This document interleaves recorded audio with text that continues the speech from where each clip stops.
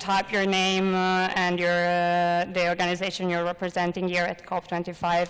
In this way, also people that are at home or somewhere else can pose questions. I will be looking at my phone from time to time, but if you prefer a classical Q&A questions, there's going to be one, of course, at the end of the session.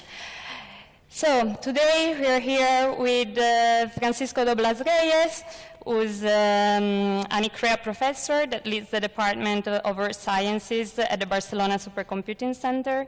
His research focuses on the challenges of developing and using climate models, with a special interest in development of linkages to the public administration and private sector.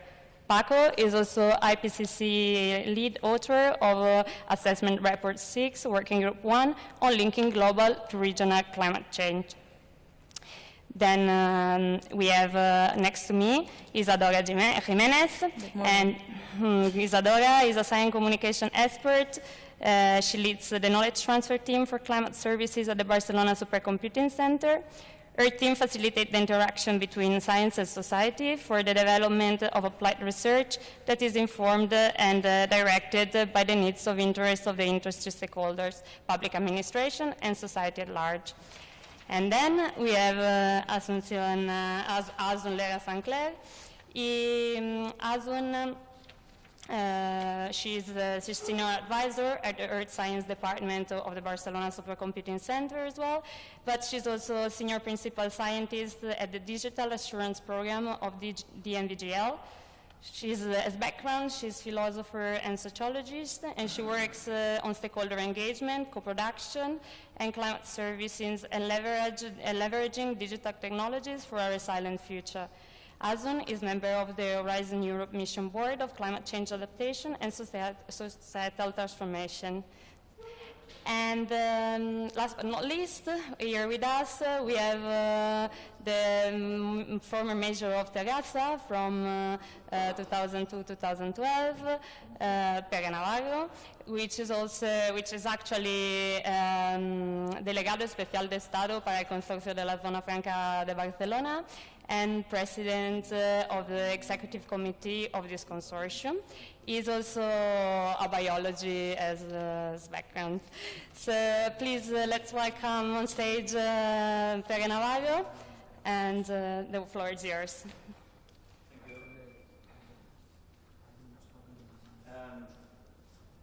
Thank you. I will speak in Spanish because Sure. my English is very bad. Good morning, buenos días. Como ha dicho la presentadora, soy el delegado del Estado, el delegado especial del Estado en el Consorcio de la Zona Franca, y en primer lugar y como introducción me gustaría explicarles qué es esto del Consorcio de la Zona Franca. Es un ámbito industrial justo al lado del puerto y del aeropuerto de Barcelona y al lado de la ciudad de Barcelona, de 6 millones de metros cuadrados. Cada día entran y salen más de 20.000 personas que trabajan ahí, hay más de 150 empresas. Por lo tanto, cuando hablamos del cambio climático, cuando hablamos de economía circular, cuando hablamos de sostenibilidad, no siempre lo hacemos en un ámbito industrial, como es un polígono industrial tan grande como el de la Zona Franca de Barcelona. Y por lo tanto yo quería hoy explicarles de manera muy resumida, y espero que me llamen la atención si me paso de tiempo, quería explicarles de manera muy resumida qué es lo que significa la economía circular, qué es lo que significa las nuevas formas de fabricación, qué es lo que significa también el a conseguir energías para que se muevan pues, las fábricas o centros de producción y que esas energías puedan ser renovables. Y tenemos experiencias de cada una de estas cosas que les he comentado. En primer lugar, decirles que en el polígono industrial de la Zona Franca estamos haciendo un gran trabajo para el tema de la economía circular. Estamos aprovechando residuos para valorizarlos, también para crear energía. Estamos aprovechando el agua freática. Tenemos un problema de agua freática también, porque estamos al lado del mar y el agua freática a veces es un poco salada, por decirlo en términos coloquiales, pero estamos aprovechando el agua freática para regar pues, los espacios verdes que hay en el polígono industrial. Estamos haciendo también una labor muy importante desde el punto de vista de las nuevas formas de fabricación. Tenemos la primera incubadora de empresas de impresión 3D. La impresión 3D es una revolución por muchas cuestiones. Una de ellas, por cierto, estuvo el ministro Duque inaugurando esta incubadora en el mes de abril. Y, como les decía, es una revolución por muchas cuestiones. En primer lugar, porque es otro sistema de fabricar completamente distinto. Es un sistema aditivo y no extractivo. En segundo lugar, porque se pueden utilizar muchos materiales, desde resinas hasta metales, hasta cerámicas, todo lo que nos podamos imaginar. Incluso, y como antes se ha hecho mención a mis estudios de biología, incluso es posible que en algún tiempo se pueda imprimir en 3D material orgánico para poder reproducir órganos que nos podamos implantar, digamos, sin ningún problema de rechazo. Es decir, desde el punto de vista de los materiales es una revolución, pero también desde el punto de vista de lo que se puede fabricar. Hoy con impresión 3D se pueden fabricar objetos que serían imposibles con cualquier otra tecnología. Y eso tiene que ver también, porque cuando hablamos de economía, cuando hablamos de sostenibilidad, cuando hablamos también de clima, tenemos que hablar también de sostenibilidad desde el punto de vista de las oportunidades de las personas para poder tener un empleo digno. Se van a destruir empleos, es evidente, con las nuevas tecnologías, pero se van a crear muchos empleos nuevos.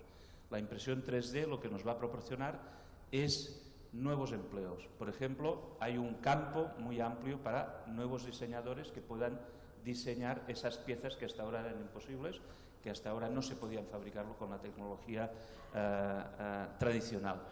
Pero la impresión 3D tiene que ver también con dónde se van a fabricar las cosas. Hay muchas cosas que ya no van a tener que fabricarse muy lejos, se podrán fabricar in situ. Ahorramos transporte. Las piezas que ahora tienen que venir de miles de kilómetros simplemente se podrán fabricar al lado de casa con una impresora 3D o con una impresora industrial 3D. Por tanto, el tema de la logística y el de la logística, digamos, sostenible también se ve afectada positivamente por esta nueva tecnología. Es una tecnología que no produce residuo. Nosotros tenemos esta incubadora en la que se están incubando 31 empresas de diferentes tipologías, empresas que tienen que ver con la salud, empresas que tienen que ver, incluso hay una empresa que fabrica saxofones, que es muy importante, sobre todo para los vecinos. Son saxofones que no suenan.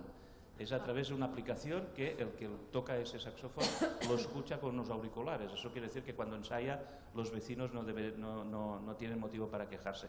Pero bueno, todo esto se imprime con impresión 3D. Y como les decía, esa incubadora, la primera de Europa y probablemente una de las primeras del mundo, hay 31 empresas y están dentro de nuestro edificio, que es un edificio de oficinas.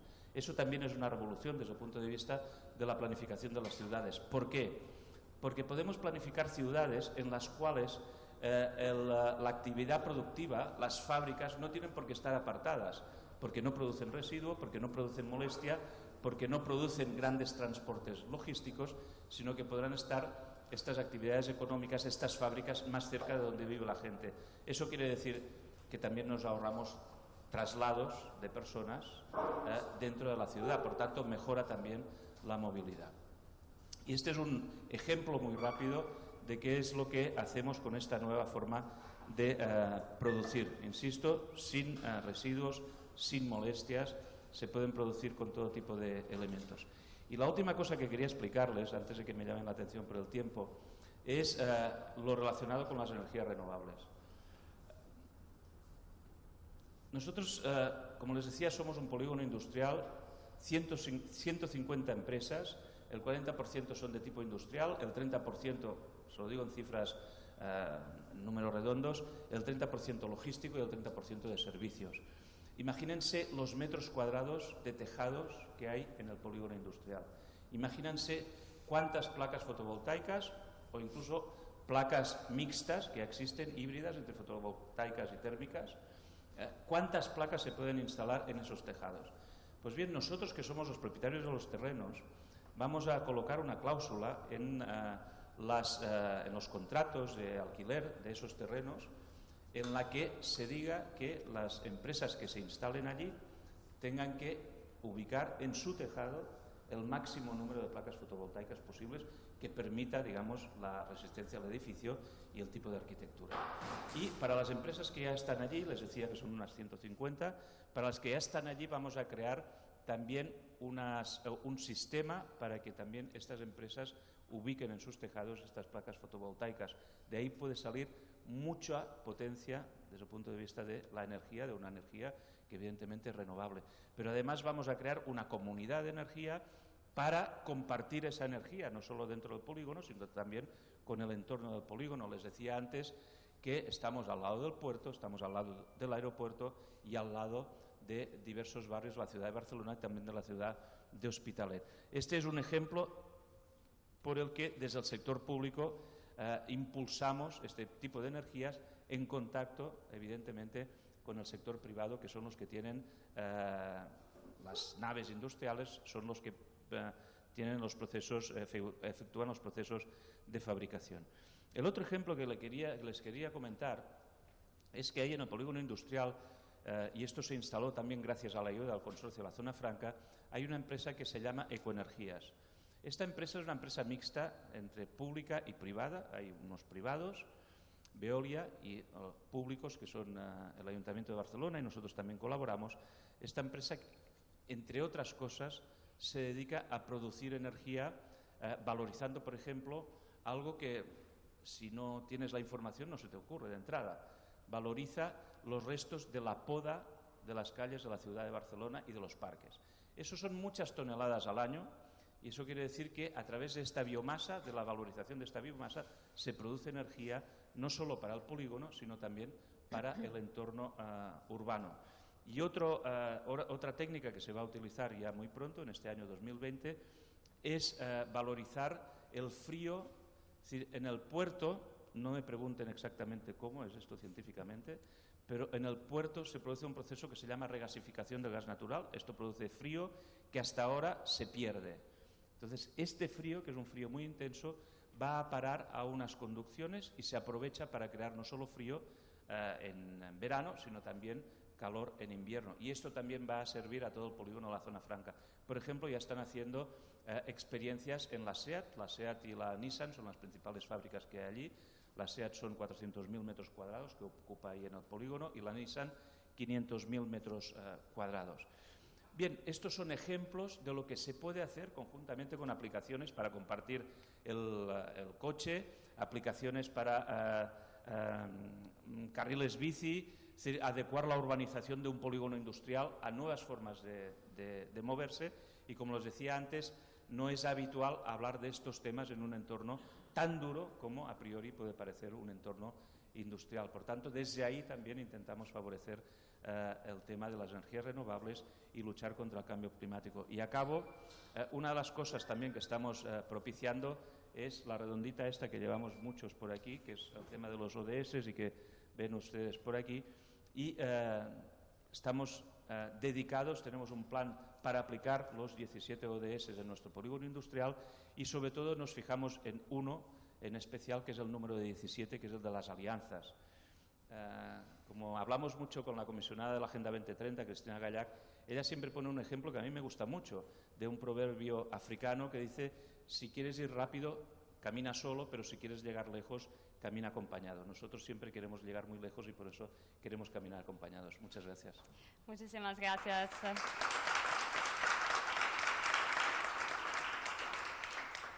Bueno, antes de todo tenemos unas preguntas para el señor Navarro en el público.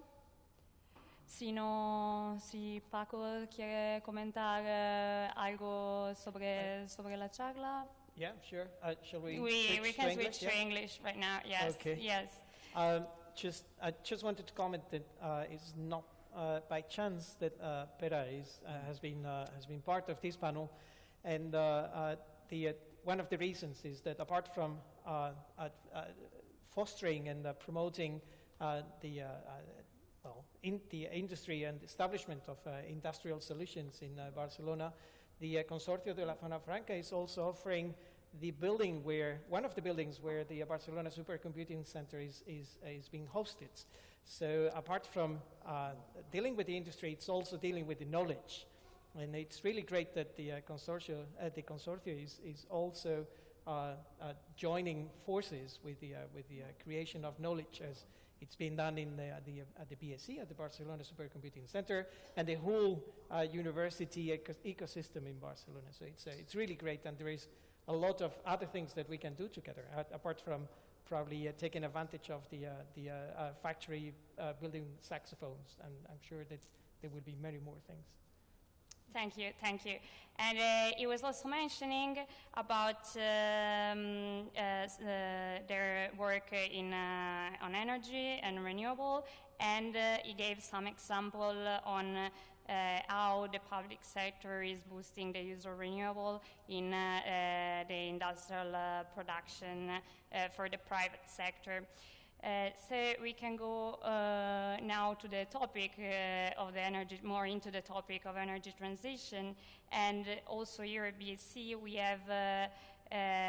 are working on projects and different innovative initiatives that are bringing together private and public sector. So one example of these initiatives is the S2S3 project. And we have here Isadora, who was part of the coordination team at BSC, or the Barcelona Supercomputing Center, of this project. So Isadora, would you like to tell us something more about S2S3? Yeah, for sure. So one of the things of the topic with Zona Franca and what is going on in Barcelona is about the topic of innovation. So we are here in COP25, and all these conversations about how to find different alternatives for the future and how to innovate. And through this project S2S4E, we have is an H2020 funded project. So it's a public sector, Europe funding us for doing research, but it's a research and innovation action. So on the side of research, what we work is on climate predictions, and then for this Paco will be able to maybe explain better, but it's the state of the art, but it's a part of the research in climate science that is not well known. So it's not only about climate projections in 50 years ahead, it's not about weather forecasts, what is going to happen in the next 3 days, or 1 week, is what is going to happen in the coming weeks and the coming months. All this information, right now climate models are able to provide us information, are able to provide us insight. What S2S4E does is taking this information, this model, this world of science, and how to bring it to society. And by society, in this case, we focus on renewable energies.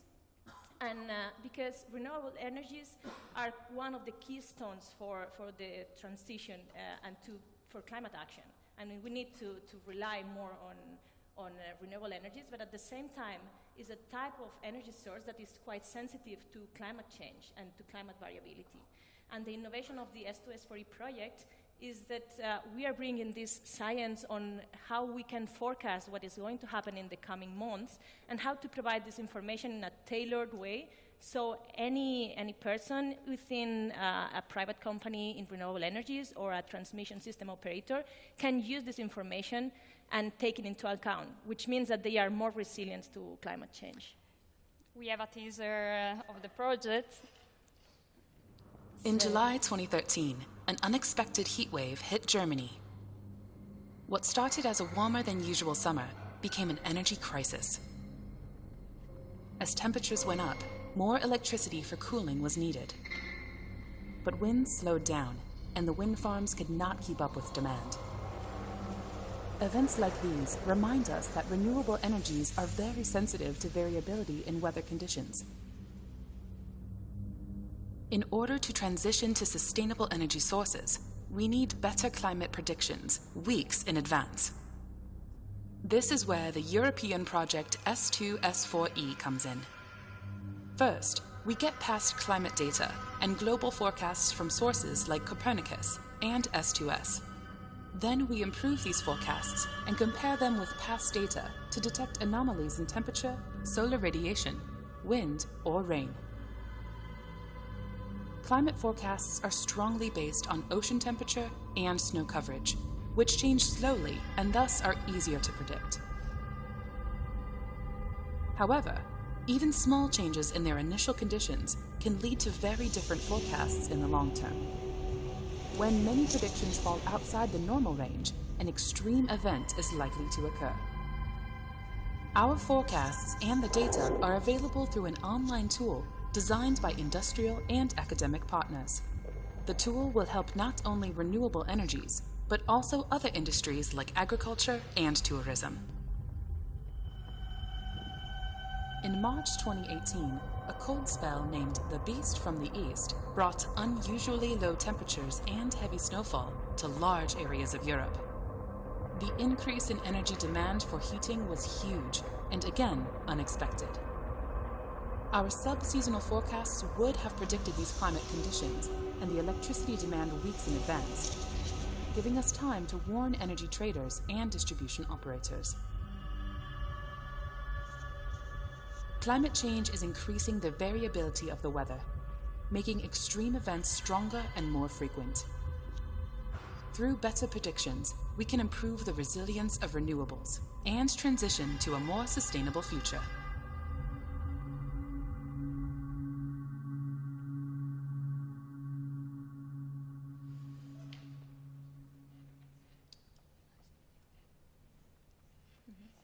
Yeah, so I mean, this is a video that trying to summarize a bit what we are doing. And what we wanted to explain a bit better, I mean, not get into detail, but for this dialogue later, is the part of the innovation. You have seen some screenshots of a tool. This tool is available. It has been created within the project, but it's not, as usual, something that comes at the end of the project. One of the major innovations on S2S4E project was really willing to have an operational tool that provides this forecast right now, open and for free for anyone that is interested in watching them and seeing them.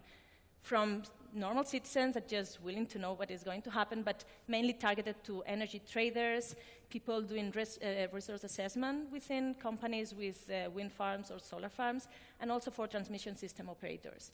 And what it really makes a difference is that we have still almost 1.5 years to finish the project, which means that we have 1.5 years of real testing on having this forecast available for anyone trying to use, including them in the decision-making processes, and being able to provide feedback on how useful or not this climate forecast can be for this sector. And for instance, Paco, could you give us an example of application that you have been dealing with within the project? Yeah, there are many applications that are coming out of this project. I'd like to emphasize why this project is special. There are hundreds, thousands of European projects where a lot of very good research, cutting-edge research, is being generated, and there are lots of publications that are coming out. And scientists, we tend to be very happy at the end of the project. Well, we finished the project. There was no major disaster. That's great, yeah? But what we're doing here is something slightly different. So this is an innovation project based on the cutting-edge research that is available now. And when we are talking about climate, we are, in this particular case, we are talking about climate in the short term. So we might be interested in what the ice sheets or the ocean is going to do at the end of the century, which is all very important. But in the meantime, we have to do something. So as Isadora was saying, this project is targeting timescales that are more human, that are closer to us, that are a few weeks and a few months into the future. And this is very important for the industry.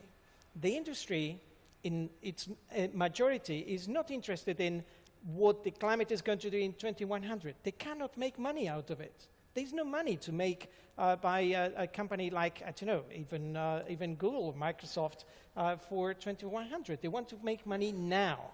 And to make money now, they need to know what the climate is going to do now and in the near future, maximum 5 years into the future.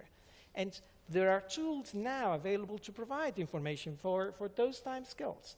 And what we are trying to do is to offer to European companies, to the European industry, a marginal advantage compared to the global competition that is available out there. We do it right now in the context of this project in the energy sector, but we work with reinsurance, we work with agricultural companies, with wine producers, which are one of the most aware companies that are really doing something to adapt to climate change in the short term. So one of the examples of what we were doing thanks to this project, and it happens even outside the context of this project, is the engagement with these companies. And engaging with the private sector has an advantage, and is that it offers you the possibility of telling them what you're doing, which is all very interesting, but actually this is this is not the key of the success of a project like this. It offers you the possibility of listening to them. And listening to the industry, for people like us, can raise very interesting questions. And one of the questions that came up in a discussion with it's a renewable energy producer, EDPR. It's a big producer in Europe of renewable energy electricity, was related to an event that happened in North America. We work at the global scale, so we are not just working in Barcelona or in Spain or even in the Mediterranean. We work everywhere in the world. And they were interested in something that happened in the year 2015 in North America. There was a wind drought. A wind drought is a period over which the wind energy is lower than what a company would like to see to pay the mortgages that they have. So that wind drought had a massive impact on the return of that company, millions of dollars. And they wanted to know why that happened. There were private consultancies telling them, oh, that's climate change, or this is due to the Arctic sea ice melting, but nobody could offer them a view of what happens from the climate perspective without any vested interest. So we're not selling anything. We are public research. The BSC is a public consortium participated by the Ministry of Science, the Generalitat in Catalonia, and the university, the Polytechnical University of Catalonia. So for public and with an interest in helping the industry. So they came up to us. They said, what can you do to tell us what happened, to really give us an idea of whether that could happen again, what were the factors, is it climate change, do we need to adapt to this kind of events? So we made a study to respond to that question, which from a scientific point of view was a very interesting question. And one of the reasons why we have this supercomputer is to really address these kind of questions from the public sector, but also from the private sector. So what did they get out of this? Well, they got a response that basically pointed at the responsibility of the tropical Pacific to explain what happens in North America in energy production, in terms of energy production during that event. And what we got out of it was a very good relationship with the industry and a paper. So we are here for the papers. This is what we are really evaluated for. And they got something that is in the public domain, but is giving them a marginal advantage with respect to their competition. Everyone wins. And we are getting some return of the public investment that Europe is making, and we also got a nice contract with them that we are continuing over the time. So there is private investment in research, there is a return for the public investment, and there is knowledge being produced. So this is something that we really try to promote at the Barcelona Supercomputing Center, is this idea of innovation coming out of the public investment in research, which is possible, and that can be done in places like our country. Right. And Azun, you have a long experience in the interaction between public and private sectors. Maybe you want to add something to... Good. I have fantastic stories about what happens when you leave academia and move to the private sector and then move back to academia. I think it's a fascinating space to be, because we definitely need to bring along the private sector and innovation and leverage not only the technologies and the funds, but also everything else along, if we are to meet the Paris Agreement and the Sustainable Development Goals. So why is this interaction with the private sector fundamental? So I have two types of reasons, intrinsic and instrumental, so to speak.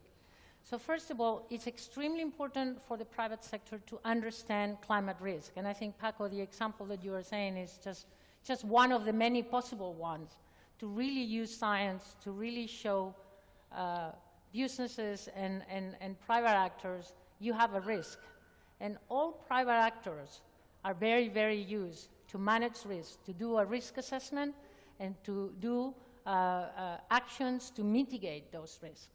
So the most important thing we need to do right now is to leverage scientific knowledge, our knowledge and modeling, our capabilities to show those climate risks for the different companies. And that's the best way to bring them along this journey of really doing the things that need to happen.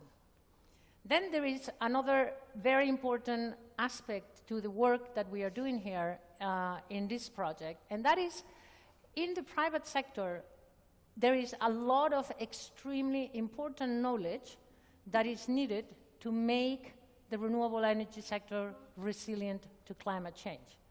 So we do have quite a lot of knowledge in science, but many of the companies, the company I work for, and many other companies along the supply chain and the value chain of the renewable energy sector have extremely important knowledge that we need to know in order to create the type of scientific information that is going to be used by them, usable by them, and important to them. And here is where it comes what in science, in social science, we talk about the co-production of climate services with users, which simply means you need these private sector actors to be your partners in the journey of delivering the right type of scientific information. And I think that Isa then can pick it up from here and explain the details of what we did. I mean, of course, I mean, we have been working together for quite some time, and even before we knew each other, I mean, I was already following Asun. We have learned about this. This co-production is basic in order to make innovative projects. And for example, in being very concrete for S2S4E project, at the right moment of preparing the proposal, when it was just an idea of project, for us it was key to have private stakeholders together with us in the project. Not just asking them for a support letter, but really working with scientists hand by hand with us. So for example, in this project we have EDPR, Energías Renovables de Portugal, but it's a major energy company in Spain and Portugal. Then we have EDF, Electricity of France, and then we have a German company. So we have three key actors that cover, I mean, three major actors in renewables in Europe. And they are part of the project from the creation of the proposal, once it was granted, working with us, explaining us as much as confidentiality issues can tell us, which are the decisions they are making, and in which point climate information, it is part of the decision made. It is not only about climate information. I mean, there's geopolitical issues. There are many things that an energy trader, for example, needs to take into account. But one piece of information is the one that comes from climate. Besides that, we also have external stakeholders. Of course, we cannot have all companies being part of the project, but they were providing us support letters. They have been interacting with us in surveys, in interviews. So, for example, we were with Red Eléctrica. They were interested. We keep them informed with Iberdrola. We've reached with as many companies as they want to sit with us to talk, because we think that what we are doing, we have these three companies because they invest time in giving us insight, but what we do it for all the energy sector, in Europe mainly, but American companies are also interested in. And it's all public. Yeah, all public. Yeah. And among our stakeholders, we had also from the public sector national transmission system operators. And for example, there's this new clean energy package for all Europeans. And as part of this package, there is a new EU regulation, the regulation 941 of 2019. And it's on risk preparedness of the energy sector. And the regulation imposes NSOE to provide an assessment of seasonal adequacy for the security of the system. And among the other risks that they need to look for, it's they need to check to assess the risks related to climate, to weather and climate variables. For doing so, they're developing some methodologies based on probabilistic information, similar to those that are provided in the S2S4E project. So yes, we have, as Alison said, some benefits like for companies that are not just, all of you said for companies, but you pointed out it's also this boost for the competitiveness of the companies brings to a smoother energy transition, and on the other side also the public sector as a boost and from this type of innovation in helping the transition. All of this, in all of this, I think it's important transdisciplinarity. And maybe any of you want to say something about how...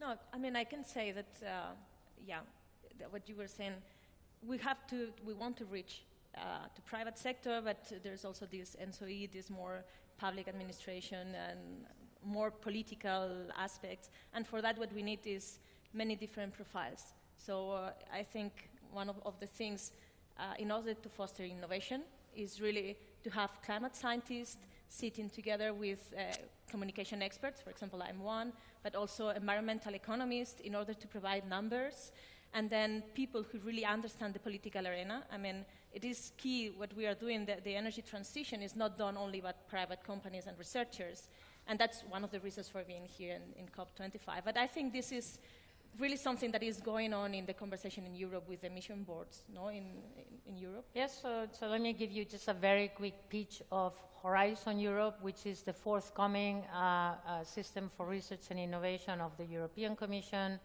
that will follow Horizon 2020. As many of you may know, the decision has been to create one of the key sort of parts of the architecture of Horizon Europe is the missions. There are 5 missions, one on cancer, one on oceans, one on land and food security, and one on climate change adaptation and societal transformation, and one on smart cities. I am member of the board of the Adaptation to Climate Change and Societal Transformation. We have had various meetings. So the key idea emerges from reports from Mariana Mazzucato. The key idea, and going back to Peter's comments, is a new form of viewing innovation. Yes, we want innovation that engages the private sector together with science, but we also want the outcome of innovation to be a public good. That's the mission, right? So first you know where you want to go, and then you backcast and roll it back. And that means we need to sort of leverage the power of the private sector to deliver on things that go beyond simply profit, because we still need them to take care of what happens in 2030 and in 2050 and in 2100. I think that's the key issue here, and it's a very sticky, complex discussion, but I think in a nutshell is that idea of understanding innovation as delivering both short-term profits for those who take the risk and put the funds, but also to deliver also on things the world and society need. And the last element I wanted to share with you is that the biggest, most important part of these missions is reaching out to citizens. In the same way that I just said, people in the private sector working in energy companies hold knowledge that is valuable, so do citizens. So reaching out with citizens, understanding citizens' needs, that's why transdisciplinarity is going to be the most sought after skill from now onwards. But also to understand what citizens want, and also to demonstrate the value of science and innovation to citizens in general. So with this beautiful message, I think we can open to Q&A in case anyone from the public wants to pose some questions. Okay, thank you. We have a mic. I'm going to steal your mic. Thank you. Yeah, I mean... If you can introduce yourself, first of all. Podemos hacerlo bilingüe también, ¿no? Yeah, so You can also pose the question in Spanish. Si a ustedes no les importa, podría hablar en inglés, pero preferiría hablar en castellano, no hay problema. porque tengo solo 2 preguntas y si no os importa me gustaría pedir autorización para grabarlas. Sí, por supuesto. Ningún problema. Estamos ya grabados en directo. Sí, tenemos 2 cámaras. No estoy muy buena yo con las tecnologías. ¿Es la cámara? No, no es esta. Hay una aplicación que se llama Open. Hoy me vais a tener que disculpar. Bueno, la primera pregunta me gustaría hacérsela al señor de Cataluña y la segunda pregunta a la persona encargada de innovación que mencionó acerca de las baterías de Iberdrola, las baterías eléctricas. Sí, podían referirme. La primera es acerca de Barcelona y las costas. Imagino que, no sé si alguien me podría contestar por qué actualmente las costas de Barcelona, siendo una ciudad tan importante, están tan degradadas. En el sentido de que yo, que he estado haciendo buceos recientemente en Tossa de Mar, que es una zona muy turística, hay tanto plástico y que realmente se está haciendo desde la sociedad, desde los políticos y tal, para preservar. Yo sé que en Barcelona se han hecho muchas cosas, pero realmente todavía continúan estos problemas. Y la segunda es acerca de la idea de las baterías eléctricas, y es una pregunta que nadie me ha sabido contestar. Las baterías eléctricas como concepto está muy bien, y los coches eléctricos aquí en Madrid, que es donde lo he utilizado, está perfecto. Pero me gustaría saber de dónde procede el litio, si alguien me lo puede contestar, de estas baterías, y por qué tienen un límite tan corto, y si no es un poco contraproducente de que cuando utilizas el coche eléctrico tienes 0 emisiones, pero para cargarlo de algún sitio tiene que sacar la electricidad. Yo desconozco nada acerca de política ni represento a nadie políticamente, simplemente tengo estas inquietudes y os agradecería lo que me podáis decir. Perfecto. Tere, ¿quieres contestar la primera? Creo que sí. Bueno, vaya, no es lo que hacemos allí en la zona franca, pero de todas maneras el tema de las costas no es un tema que afecte solo a Barcelona o a la costa catalana, sino que es en general, es decir, el tema de los mares, el plástico, estamos viendo que es un residuo que cuesta mucho de degradar y por lo tanto que hay que intentar eliminar en su origen, ¿no? De todas maneras, también decirle que ahí se están haciendo muchas acciones para proteger la costa, no solo la línea de costa, sino también el mar. Hay un parque, por ejemplo, marítimo, que es el de las Islas Medas, que está muy protegido porque también hay un problema referente a las algas que se crean en el fondo marino y que hace referencia también al incremento de la gente que navega, que es un deporte como otro cualquiera, pero que al anclar ahí en el fondo marino destruye las algas del fondo. Pero se están haciendo acciones, evidentemente, por parte de los gobiernos que corresponde para proteger las costas. Pero concretamente en la ciudad de Barcelona, y perdonen que me remonte tan atrás, pero a la hora de organizar los Juegos Olímpicos del año 92 se hizo una labor muy, muy importante de recuperación de la costa. De una costa que era básicamente industrial, sucia, de industria sucia, se convirtió en una costa respetuosa no solo con el medio ambiente terrestre, sino también con el medio ambiente marítimo, y también se ha hecho una gran labor, intensa labor, desde el punto de vista de las depuradoras, es decir, el agua que va a parar a esa costa de Barcelona ya no es agua llena de suciedad y de productos tóxicos, sino que es agua relativamente limpia. No sé si he contestado. Sí. Gracias. Que hay en la costa de Barcelona para preservar los pulpos y estas cosas, porque yo hice buceo allí. Hay otra acción que se está haciendo no solo en la costa de Barcelona, sino a lo largo de toda la costa, que son esta especie de lugares donde los peces se pueden reproducir, esta especie de diques que no son solo bloques de cemento, sino que tienen lugares donde estos, digamos, los animales marinos pues pueden reproducirse con totales condiciones. Por lo tanto, se trata de ir recuperando todo ese espacio, digamos, de vida.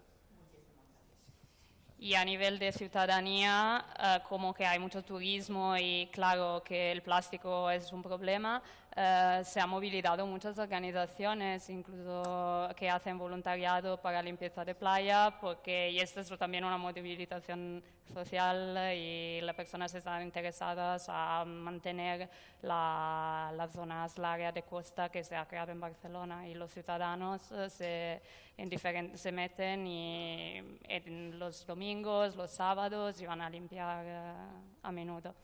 Y la segunda pregunta era sobre las bacterias. La verdad es que, o sea, es que creo que ninguno de los tres que estamos aquí trabajamos en temas de baterías, no te podemos responder demasiado. Sí que te puedo decir que ayer, dentro de la zona azul, fue el European Energy Day. Entonces hubo diferentes topics que se estuvieron hablando y uno de los temas que salía pues era todo el tema de innovación más tecnológica por tema energético, y no solamente se trata de tema de baterías, hay muchas opciones sobre la mesa. O sea, cuando se habla de la transición energética y cómo mejorar, o sea, sí, está el tema del storage de energía dentro de baterías, pero también hay tema del ¿cómo se dice? Green hydrogen. Después está simplemente, por ejemplo, optar por otras fuentes de renovables, por ejemplo, offshore, y cómo conseguir parques eólicos offshore que sean flotantes para que puedan estar más lejos de la costa. O sea, que hay muchas iniciativas sobre la mesa, eso a nivel más energético, que al menos es lo que tocamos nosotros. Yo soy economista, no soy investigadora, pero me acuerdo hablar con unos investigadores que hablaba de experimentos sobre bacterias orgánicas en los Estados Unidos. Entonces, para el almacenaje también hay esta opción que no sé a qué nivel de desarrollo está actualmente. Como me estaban hablando, parecía ser una opción que puede tener futuro, pero es bajo investigación. Claro, tenemos que tener en cuenta todo lo bueno y lo malo de cada solución. Y eso es importante. ¿Otras preguntas? ¿Hemos contestado a todo? Creo que bastante bien. Hay una pregunta ahí. Tenemos una pregunta por ahí. Vale. El micrófono. Sí, así que te puedan... ¿Dónde está? Está ahí. Vale. Gracias. Hola, muchas gracias. Mi nombre es Mariluz, yo soy voluntaria aquí del voluntariado del Ayuntamiento. He venido aquí, pues la verdad es que casi de casualidad, me ha parecido muy interesante el programa que habéis desarrollado. Lo que querría entender es, o sea, el programa es un programa de predicción. Le metes unos datos y te saca unos modelos predictivos. Si tenéis perspectivas de otras utilizaciones relacionadas con temas ecológicos, de, yo qué sé, movimiento de los peces, de la contaminación, de las bacterias, de los venenos, ese tipo de cosas. O sea, otras aplicaciones de este programa que supongo que las tendrá, porque es que es puramente matemático, ¿no? Gracias. Sí, o sea, de hecho, el modelo como tal, no utilizamos un modelo que generemos nosotros, sino que utilizamos modelos que están disponibles a través de Copernicus, que es la iniciativa europea para dar esta información de forma gratuita a todo el mundo.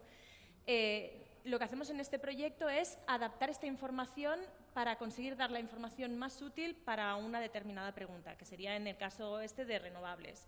Pero, por ejemplo, tenemos proyectos en los que hemos trabajado con gente de agricultura. Por un lado, por ejemplo, el sector del vino, por la cantidad de dinero que mueve, es uno muy claro, en el que ya saben que con el cambio climático las condiciones de donde se genera un Rioja no van a ser las mismas de aquí 20 años, por tanto, el Rioja que conocemos ahora no es el Rioja que se va a poder producir de aquí 20 años. Entonces, están muy interesados en entender estas predicciones a esta estación, si va a ser muy cálida, si esto va a cambiar la cantidad de alcohol que tiene, o sea que este es un sector como muy aplicado y económico que le interesa. A veces también trabajamos, por ejemplo, con el Joint Research Center en temas mucho más sociales, por ejemplo, en temas de seguridad alimentaria. Cómo en las próximas estaciones se van a ver afectados por extremos climáticos los 4 principales cultivos, la soja, el maíz, el trigo y el arroz. O sea, la población mundial se sustenta de estos 4. Y trabajamos a escala global, o sea... Sí. O sea, lo que intentamos es abordar problemas que tengan, en los que la sensibilidad de un sector a la variabilidad del clima sea muy reactivo. O sea, el sector de la agricultura es un caso obvio. Otros casos en los que trabajamos directamente tenemos una implicación muy grande es en la predicción de frecuencia de tormentas tropicales en el Atlántico, y ahora comenzamos a trabajar en el Pacífico. Y siempre intentamos encontrar un partner, ya sea público o privado, que formule las preguntas adecuadas. Nosotros podemos trabajar en temas desde el punto de vista científico que nos parecen interesantes, pero la pregunta adecuada siempre la formula el usuario. Y ahí es donde realmente tenemos la ventaja de trabajar en un entorno muy transdisciplinar. O sea, Asune es filósofa, yo soy físico, tenemos montones de ingenieros de software en un entorno... Hilaria es economista. Tenemos un espectro muy amplio de capacidades y de experiencias que nos permiten poder conectar con sectores de la sociedad y de la economía muy diferentes. Pero es un sector muy prometedor el de la predicción a semanas y meses vista, porque los sectores económicos y el sector público son muy sensibles a este tipo de variabilidad climática. Y después nosotros no hablamos específicamente de ellos porque no los tocamos mucho, pero tema de predicción de nieve, estos modelos te pueden dar predicción de nieve, el sector también de nieve, tanto por seguridad, por tema de carreteras, como se ve por afectado turismo. como las estaciones de esquí. En UK, en Inglaterra, por ejemplo, se utilizan mucho estas predicciones por tema de seguridad ferrovial, o sea, para asegurar las vías de tren. Es que hay muchísimos topics. El tema que se llama servicios climáticos se hace también para, por ejemplo, riesgos, para desastres en muchas partes del mundo. Los temas son... Ha sido muy interesante la conversación, pero hemos llegado al término de la sesión. So thank you to everyone that joined us today, here and from elsewhere. If you want to stay in touch, please, you can contact us in any of these channels. And please, thanks our speakers, today's speakers.